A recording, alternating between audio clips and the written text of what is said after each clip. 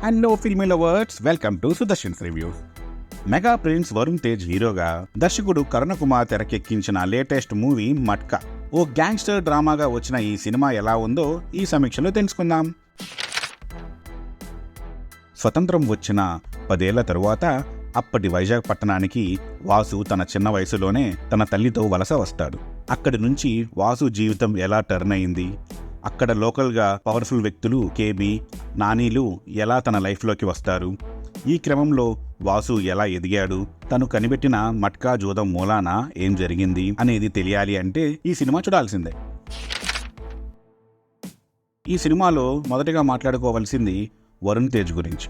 తన ఫిల్మోగ్రఫీలో పలు సినిమాలు ఫలితంతో సంబంధం లేకుండా నటుడిగా విభిన్నమైన షేడ్స్ చేస్తూ వచ్చాడు వరుణ్.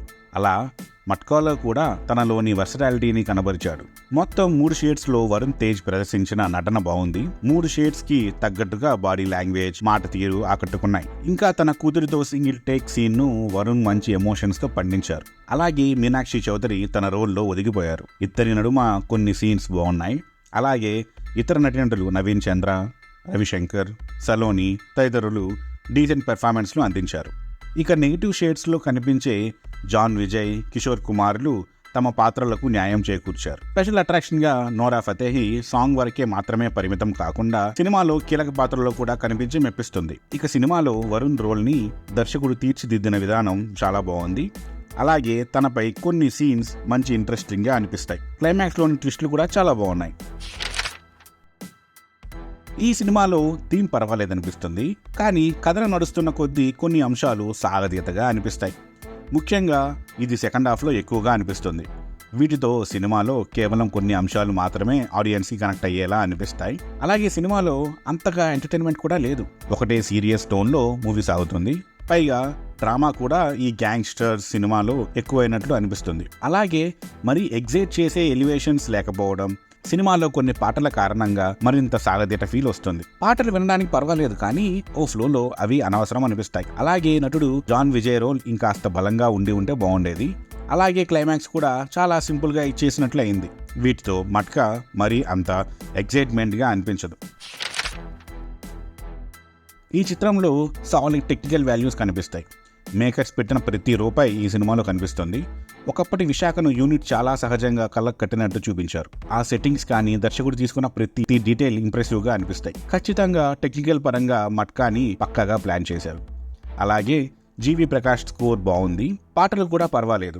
కిషోర్ కుమార్ కెమెరా పనితనం సినిమా టోన్కి తగ్గట్టుగా బాగుంది. కార్తిక్ శ్రీనివాస్ ఎడిటింగ్ ఇంకా బెటర్గా ఫాస్ట్ పేస్లో ఉంటే బాగుండేది. ఇక దర్శకుడు కరుణ్ కుమార్ విషయానికి వస్తే తన మొదటి సినిమాతోనే మంచి విజయాన్ని సాధించి ఇప్పుడు మట్కాతో వచ్చారు. ఈ సినిమాకు ఇంట్రెస్టింగ్ నేపథ్యాన్ని ఎంచుకున్నారు. అలాగే ముఖ్యంగా వరుణ్ రోల్ని డిజైన్ చేసిన విధానం చాలా బాగుంది.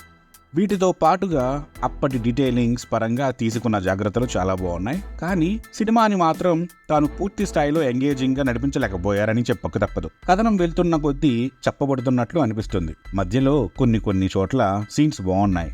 ముఖ్యంగా వరుణ్ తేజ్తో పలికించిన కథలు, ఫిలాసఫీ బాగున్నాయి. కానీ ఫుల్ ఫ్లెడ్జ్గా సినిమాలో డోస్ సరిపోలేదని చెప్పాలి. వీటితో కథనాన్ని మరింత టైట్గా ఫాస్ట్ ఫేస్లో ఏమన్నా డిజైన్ చేసి ఉంటే బాగుండేది. ఇక మొత్తంగా చూసుకున్నట్లయితే ఈ జూదపు డ్రామా మట్కాలో మరోసారి వరుణ్ తేజ్ తన సీరియస్ అటెంప్ట్తో ఇంప్రెస్ చేశాడు. అలాగే సినిమాలో రోల్ మెప్పిస్తుంది. కానీ పూర్తి స్థాయిలో సినిమా అంత ఎగ్జైటింగ్ గా ఆడియన్స్ ని కట్టిపడేసే రేంజ్ లో అనిపించదు. కేవలం కొన్ని సీన్స్ మినహా సినిమా అంతా చప్పగానే సాగింది. వీటితో మట్కా చాలా తక్కువ అంచనాలు పెట్టుకుని ట్రై చేస్తే మంచిది. కాబట్టి ఈ సినిమాకి సుదర్శన్ రివ్యూ ఇస్తున్న rating 2.5/5. I am Sudarshan. I am going to signing off.